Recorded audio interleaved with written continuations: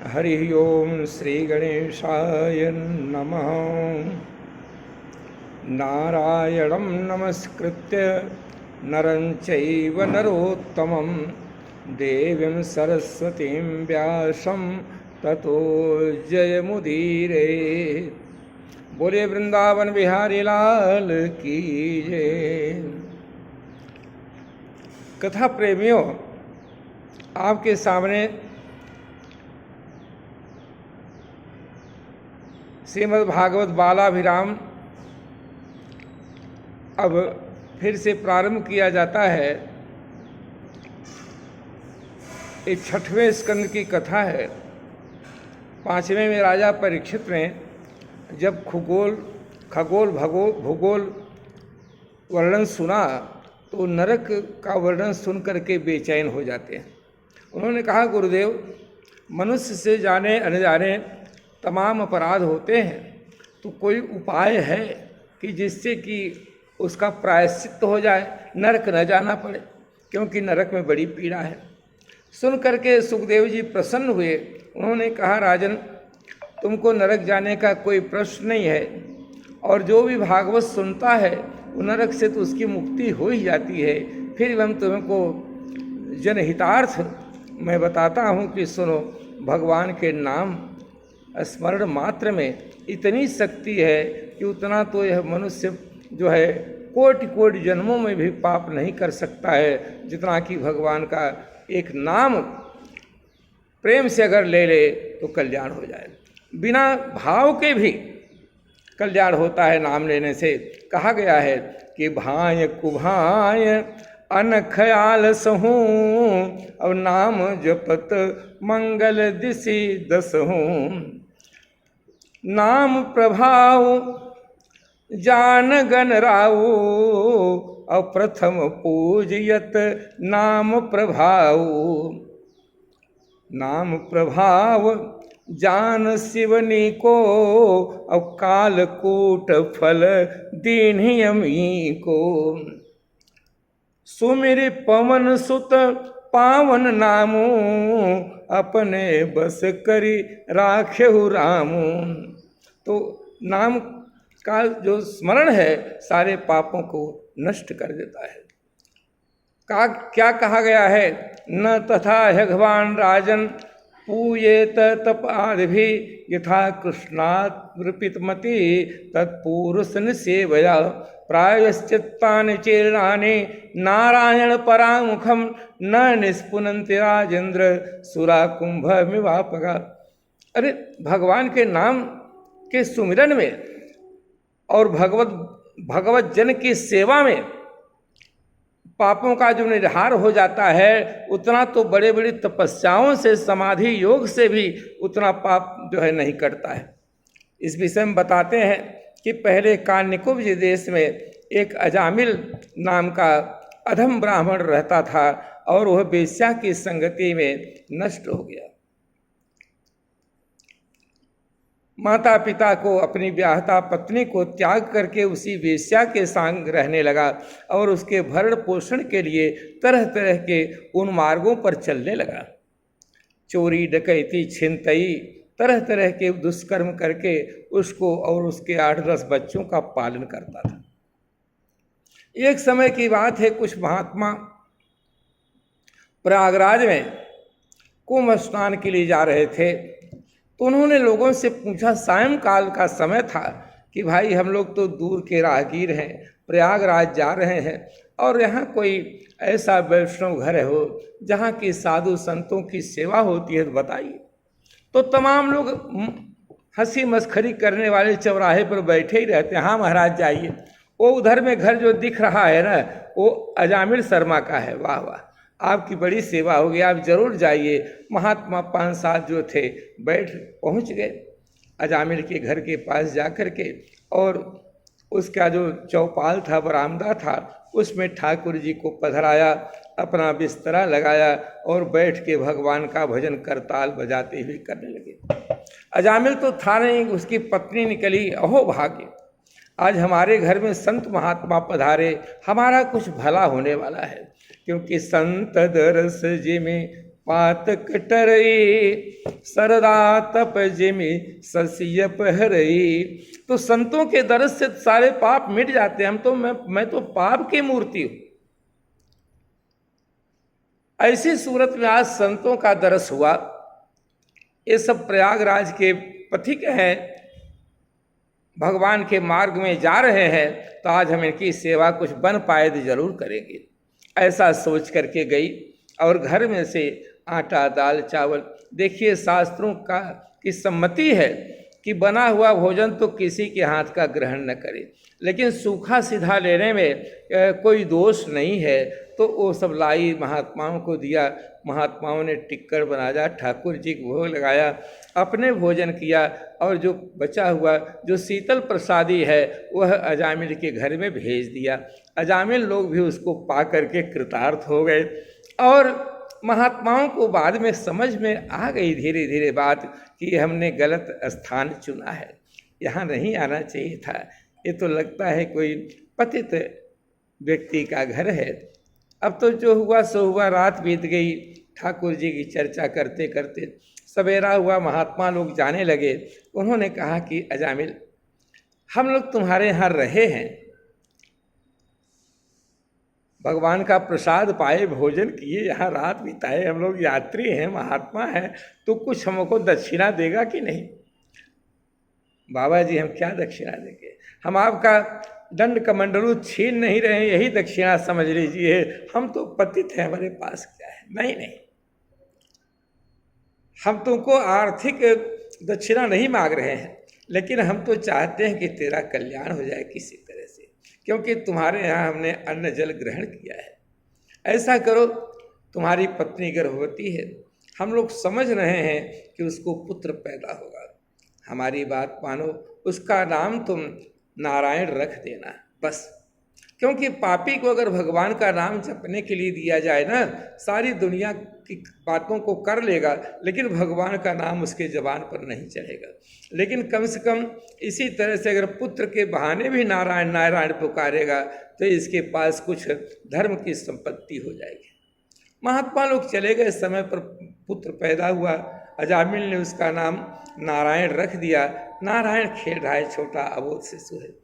और यमराज के दूत आ गए, अजामिल का समय आ गया, अजामिल के प्राण निकाल रहे हैं। अब तो अजामिल घबराया, अगल बगल देखा, कोई सहारा नहीं दिखा, कुछ नहीं दिखा, लेकिन एक छोटा सा बालक 5 बरस का आंगन में खेल रहा है। तिनके का सहारा, डूबते को तिनके का सहारा बहुत होता है, ऐसा सोच करके उसने बड़े जोर से नारायण रक्षा करो, नारायण रक्षा ऐसा वो सहज में पुकार लिया अपने पुत्र के बहाने। लेकिन भगवान नारायण के पार्षद तो सर्वत्र हैं, उस पर दया दृष्टि प्रभु की हो गई है, उसके पुण्य कर्म कुछ उदय हो गए, फल देने के लिए उन्मुख हो गए, वो वहाँ पर आ गए भगवान नारायण के पार्षद। और यमराज के जो दूत थे और उनकी जो फांसी थी उससे वो उसको गले में से अजामिल के निकाल दिया। और जो है अजामिल को इस तरह से जब मुक्त किया तो यमराज के दूतों ने कहा, महाराज आप गलत कर रहे हैं, ये पापी है, इसको हम लेने आ रहे हैं, लेने के लिए आए थे, अब जा रहे हैं, हम खाली हाथ जाएं तो कैसा लगेगा? पापी को आपने मुक्त कर दिया। अवश्य आप भगवान नारायण के भक्त हैं, लेकिन ये महान पापी है। उन्होंने कहा, देखो इतिहास भूगोल की बात है, जब पापी था तब था। बताते हैं, पतित स्खलितश्चार्थ संदष्टस्तप्त आहत हरित्य वसेनाह पुमान नारहत यातनाम। कहते हैं जो एकाएक गिर पड़ा, जल गया, कट गया, फिसल के गिर गया, और बड़े मुश्किल से या कोई गीत गवनई करते हुए भी राम शब्द बोल दिया, तो ऐसी सूरत में जो विवश भी है, किसी ने उसका गला भी दबा दिया तो बड़े, अगर राम राम बोल दिया तो उसके पाप दूर होते हैं। इसलिए तो भगवान नारायण का शुभ नाम लिया है। अजामिल के दूत चले गए, यमराज के दूत चले गए, अजामिल मुक्त हुआ। उसने देखा कि अरे हमको नवजीवन देने वाले वो भगवत पार्षद वो महापुरुष किधर चले गए? वो तो क्षण भर में चले गए। अजामिल को अपने करने पर बहुत पछतावा हुआ, सच्चा संन्यास ग्रहण कर लिया और तत्काल घर त्याग करके चला गया भगवत भजन के लिए, और वह मुक्ति को समय पर प्राप्त किया। इधर यमराज के दूत यमराज के पास गए, महाराज संसार में क्या आपके अलावा किसी का भी डंका बजता है क्या? कोई और भी शासक है क्या? यमराज समझ गए कि कहीं कोई गड़बड़ी हुई। अरे क्या तुम किसी वैष्णव के घर में गया था क्या? पापी समझ करके। ओहो, जिस घर में तुलसी की पूजा हो रही, तुलसी का पौधा है, जिस घर में भगवान संत महात्माओं की बैठक होती है, भगवत चर्चा होती है, जिस घर में भगवान ठाकुर जी का भोग लगता है, वो वैष्णव का घर है, वहाँ भूल के भी मत जाना। क्यों? क्योंकि वहाँ तो भगवान के पार्षद ही आते हैं, उनके ऊपर हमारा कोई जोर नहीं चलता है। उनको लेने के लिए, भगवत धाम ले जाने के लिए पार्षद आते हैं। तब किसको लाए महाराज? ओ, यमराज अपने दूतों से कहते हैं, कान के पास मुंह ले जाके कहते हैं, तुम लोग फंदा लेके जा रहा है मृत्यु लोक में, पापियों को लाने के लिए ध्यान देना।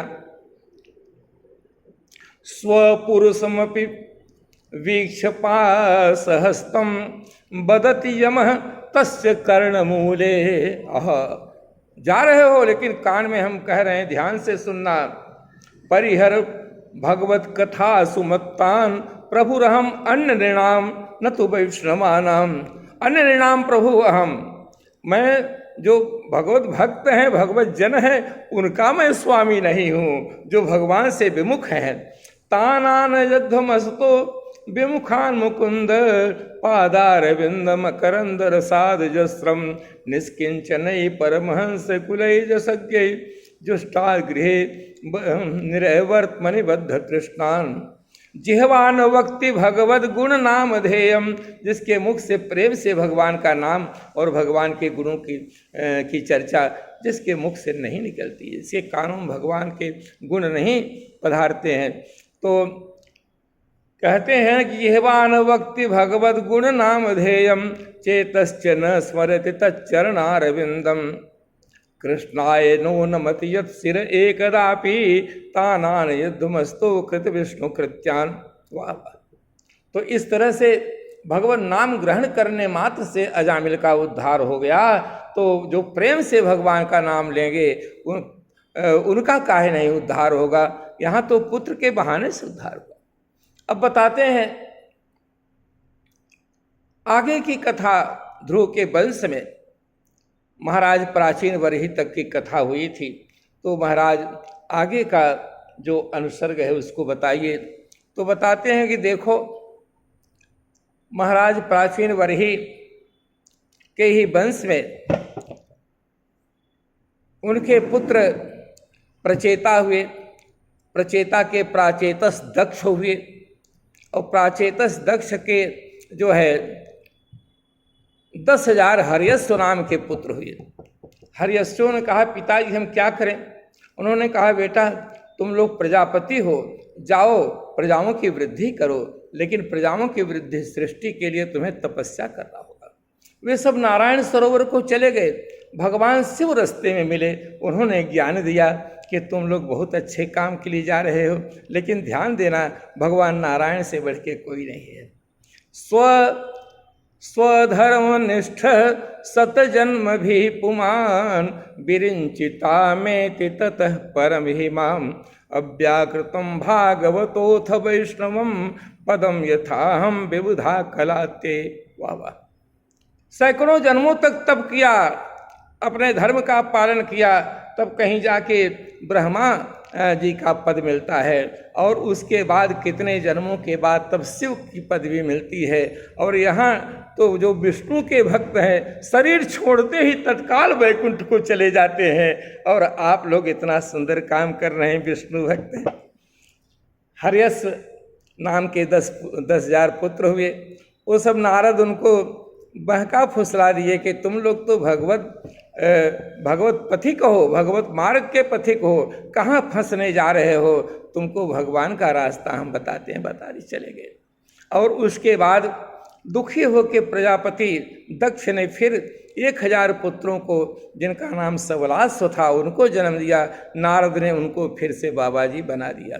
तब बहुत दुखी हुए और नारद जी को फटकारा कि मूर्ख, तुमने हमारे प्रजाओं का उच्छेद कर दिया, हमारे बेटों को ऐसा मार्ग दिखाया, भिक्षुओं का मार्ग, कि सब कुछ त्याग करके भगवान के भजन में से लग गए।